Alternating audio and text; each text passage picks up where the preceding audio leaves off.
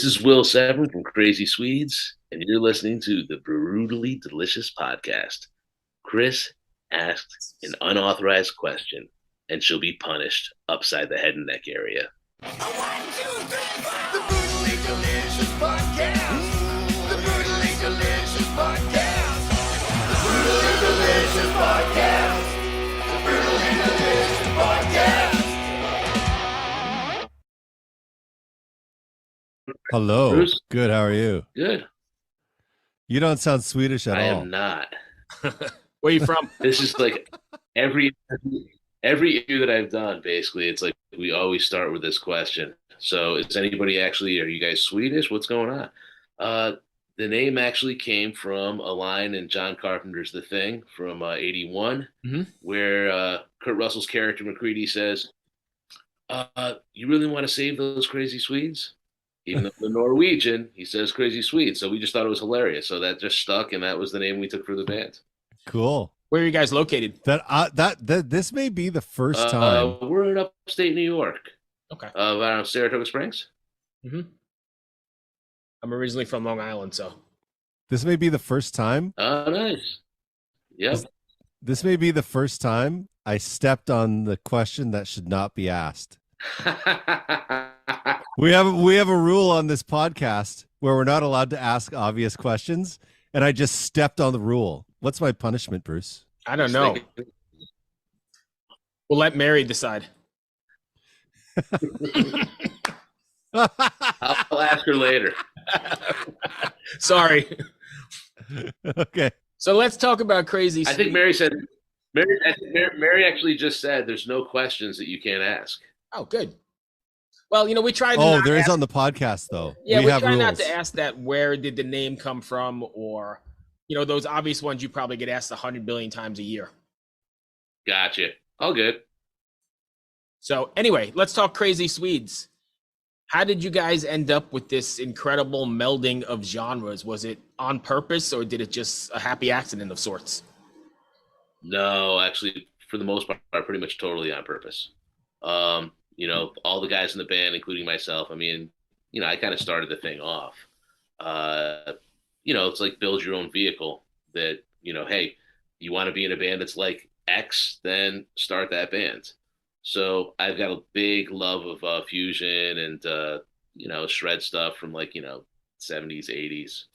And wanted to kind of revisit that, man. It's like I just wanted to get more into hey, being able to stretch out as a player and do your own thing. Compositionally as well as just from a playing perspective. And the three guys that are also in Swedes, they're all killer players. The drummer actually, George Snyder, is actually my brother. Oh. So that was easy peasy. That was a lot of the influences when I was younger, probably more or less kind of came from his likes, musically speaking. So that's how I first got exposed to some of this stuff. And the keyboard player, who I've been playing with for a number of years, he's pretty much a straight up jazz guy. He can play other things, but he, I think, keeps us maybe a little bit more, he'll try to keep us a little more honest insofar as the schooling aspect of it. And then, I butt heads with him sometimes with just the thing that it's like, hey, yeah, I know that's a rule, but if it sounds good, it is good. So there's some of that goes back and forth. And bass players are really solid bass players. Also classical pianists, which is kind of interesting juxtaposition, which we don't incorporate into this. Right. Little John Paul Jonesy. Yeah, very much so, man. And then for me, it's like coming off spending a number of years as a frontman and lead vocalist of Infinite Spectrum prog metal group that I was with for a while there. We did a U.S. tour with Fates Warning a few years back. It was great to just kind of switch gears and not really think about things vocally and think about, oh, hey, I can get back to really just playing guitar. And that's been just, it's a really liberating group to play in, man, because while we have structure and we've written things where it's, you can tell we wear our influences on our sleeve. You definitely get the homages to different musical heroes that we had. There's also freedom within what we do that, the improvisation stuff is different from show to show. So Right. while you'll have like, hey, here's your head, here's your hooks, and here's your structure so that people can relate to it. And it was important to us to have memorable melodies and not just be playing for playing's sake. But there is that freedom to explore a little bit musically that you don't have in most other outfits. So it's a cool project, man. We've been doing it for 6 years and everybody's still into doing it. You know what I mean? Right. So I guess that's a testament right there. I have a two-sided question for you. What is the best jam that you've ever had on stage, improvisational? And what was the biggest train wreck you've ever had on stage, They improvisationally? may have been the same. Oh, that's a hard one. I mean, because it is interesting. I mean, I find like the most thrilling part of it, improvising is when you are it feels like you're about to just fall right off the train tracks, and then somehow the train goes right back on the track. So yeah, it's the tightrope moments are fun. I don't think I can pick out one specifically, but yeah, Okay. dude, there's definitely moments where you're just like, oh my god, I can't believe I just played that. That was amazing. And then there's also moments where you're like, oh my god, I can't believe I just played that. That was horrible. You know what I mean? Right. Yeah. I think one of the first bands that I ever saw kind of improvise on stage was the Black Mhm. Crows. And I saw them on the Southern Harmony and Musical Yep. Companion Oh tour wow. when they were all like, I mean, high as a kite. That whole, like, it was crazy. Like I was like close to the stage and you could smell the weed coming off the stage. And I was in Canada at the time. It was illegal there.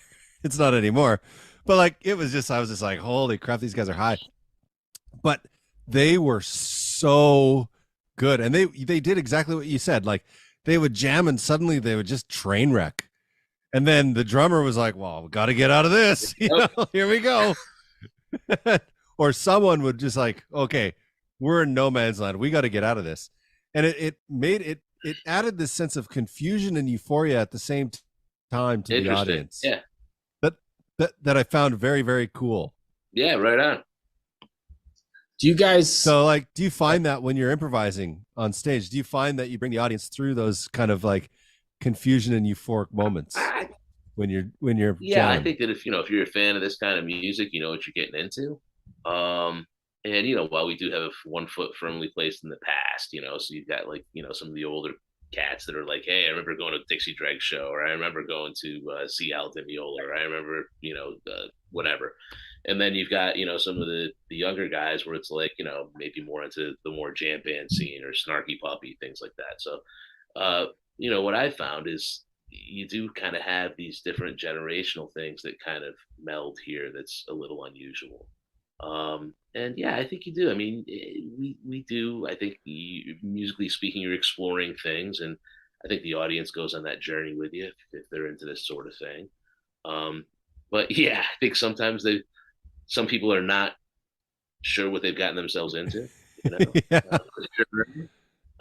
but we try not to be excessive about it. So that's why it was important to have some sort of structure, or at least you can bring things back to your memorable melodies and hooks. And I think people respond to that. Cool. Bruce? Yeah, when you guys are writing, being that everything is so different, are you guys writing in the traditional sense, like all in the old jam space, bouncing ideas off each other, or is it like a technology based thing? You're just sending an idea to, the drummer or the guitarist to the bass player. Um, it's probably a little bit more insulated, man. So it's like, yeah, it's like a lot of things like I would come up with a germ in the studio and then I'd bring it into the guys and I'd at least have some sort of form. But then the drummer's got like his own groove and his play on things, and the bass player and the key player are the same. Keyboard players also, we've worked together on this particular album, the keyboard player and I, a lot, both melodically and harmonically and structurally, just kind of building these things. So a lot of times he'd come up with some, hey, I got this cool progression, I think this might be something, and then I'd come up with like just a totally different melody over what it is that he had come up with Right. harmonically. So there's that kind of thing. So yeah, I guess a certain amount of things have been built in the studio. And then it's like you take it in with the rest of the band, and then it really kind of comes alive and becomes a little bit something different. But yeah, I think that the whole idea of like, oh, just sitting in a room and just jamming out until you find something, not so much. It's probably more like everybody's kind of on their own trip, and then we come in, and then everybody puts their own spin on it to make it theirs, And it's like, I'm never going to write a drum part that's as good as what George would play, and or Right. what bass part is Eric or whatever. So it's like everybody kind of has their own pride of authorship with like what they bring to the table. Um, but yeah, it's like, geez, I don't even know if I have the time to sit in a room and just jam out for hours to find something. So you know what I mean? It's I don't know. I guess we value the time that we have to do this thing. So it's not infinite. Right. So when we do get together, you're just trying to make the time you got together count. And technology is amazing in That's a letting us do really that. Oh my God. It's like we wouldn't have been able to make this album without it, you know? Technology is great when it works, you know what I mean? But luckily, it worked enough to finish this. So yeah. What are the personal dynamics like in the band? Because you said your brother is the drummer, right? And then you have all these other people around. Like when you're younger, that type of dynamic can sometimes be like explosive in a band, right? Because everyone's young and energetic and emotional, and there's all these chemicals rolling around in your body, hormones. What's it like as you get older to be in that situation? Is it a lot more calm, or do you still run into that kind of like little bit of friction here and there? I think sometimes there's a little bit of friction. I think just because whatever people care, or sometimes somebody might get insecure about something that they're not as up on a piece that somebody else is. So I mean, you deal with that kind of thing. But no, it's like it's interesting. You talk about the brother dynamic, and it's like I remember when we were younger, like playing together as like teenagers. Like when I was a teen, and sure, you definitely get some of that going on because there's just that whole you're still growing and figuring your stuff out. But nowadays it's like we know each other, so it's sometimes we'll bust each other's chops. I mean, that's just a brother thing that you're gonna do, but it's definitely a lot more calmer, and you can just kind of discuss or talk through things and make it happen. So there's not as much butting heads that there was back in the day. Yeah, So yeah. I just remember like being young in bands and like the fights that would break out, not necessarily physical yeah, fights, but screaming matches and drummers throwing drumsticks and leaving the room and whatever. So like when you're in a band with your brother, that's what I'm wondering. Like as you get older and you learn how to like be more, I guess, mature, you yeah, know, no, but totally. do those things change? Because, like you look at like the Gallagher brothers from Oasis, they could never be in a room together. They got to be what? They got to be older than us. Yeah, no, I know that is crazy, but I guess that's just part of maturity, part of being secure with like what it is you do and who you are, and I think really the root of it. I mean, that's really what it's all about. Yeah, So in this band, I feel like everybody that's doing it is doing it kind of for the same reasons. It's because like, hey, this is a cool thing. We don't really have an outlet to do this thing that we love to do. It's like you're playing in other groups, but you're playing at like maybe like I don't know 30-40% of your capabilities because you spent all this time trying to master an instrument, and you don't have that outlet. So I guess that's kind of how this thing came about. But we everybody's got the kind of respect for each other, both personally as well as musically. um, cool. so yeah, it's a cool group, man. This is the band I wanted to be in when I was 17. Well, there you go. And now you got it. Exactly. Took long enough. Are you taking this? This is your midlife crisis. Are you taking this on the road? We will see. I mean, if we do anything with this, it's like right now we're doing a lot of promo work on the new record. We did a couple like a pre-release show recently. We've got another show probably coming up in October. We're just trying to set sights on next year and seeing if we can kind of pair that with maybe a like-minded instrumental group. But it'll probably be a short run. We're already working on material potentially for the next record. Okay, cool. You know, so we'll see where it goes. But yeah, it's not a one and done for us. So like I said, it took us this long to kind of do this project when we kind of got more like, oh, you know what, the shows are going well. This feels good. Let's write some more material. And it's like, hey, let's get it down. COVID derailed us, Right. obviously, but I know. Nobody wants to say it anymore, but it was one of those things where it's like we had done, drums, bass, and then basic guitar and keys, and then sat on it for a while because COVID happened, and then it was just like, hey, keyboard player and I decided, like, why don't we just start working on this stuff? So it ended up being a blessing in disguise, because I think if we had actually like done everything more as a live document, I don't think it would serve the songs as well. Right. And I think that we kind of got into, I wanted to produce things a little bit more than a live document, but not be too slick. But I think what you hear is kind of like, it's a happy medium. It's in between, you know? Yeah. But I'm glad that we did it that way. It's like, it's interesting. It's like one of the songs on the record that was my least favorite songs to play live, like, became my favorite song on the record, because it's like, I was able to work out like these horn arrangements, and I had a trumpet player friend come over and he laid down some solos for us, and it kind of created a whole new vibe and a new arrangement, you know. So happy accidents that you find like that. Surprisingly, and this does surprise me, we hear this from a lot of musicians where they say COVID actually was a good thing for me because it gave me time to do what I wanted to do with the record. Yep. Instead of being forced to pound it out. Now, I don't think they think COVID was a good thing. I don't think they think it was good that it demolished the industry or economies or whatever. Sure. But emotionally and artistically, it was a good thing for them at that time. And it that surprises me to hear that, because we do hear it a lot from people. Interesting. It makes sense, though. It makes sense, because it's just like you're cooped up at home, and you know there's only so many creative outlets that, you know, so it gives you that time to focus and on, you can really hone your craft. Yeah, totally, man. Which, you know, was, I guess that is kind of like the silver lining in the dark cloud, you know. Yeah, in the illness of the word that shall never be spoken.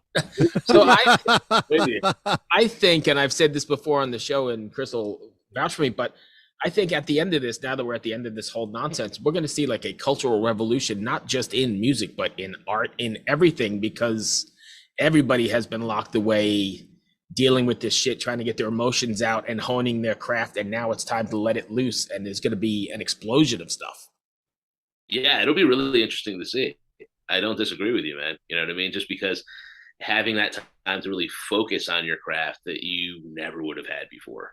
You know what I mean? So it'll be. I think artistically it's going to explode quickly, but from a technological point of view, I think it's going to be about a decade before we see the fruits of the technological evolution that happened because of this. Because how many kids were at home that suddenly had nothing to do? Yeah. And how many of those kids sat down at a computer and said, well, I'm going to learn to code because it's part of my class, and now I'm getting excited about it, and I can't go play with my friends, so what am I going to do? Yeah. You know, I'm going to do all this stuff. I think technologically it's going to be pretty crazy in the next decade. We shall see. Yeah. Yep. We shall see. That runs me into the end of my questions. Chris, you got anything else? I do not.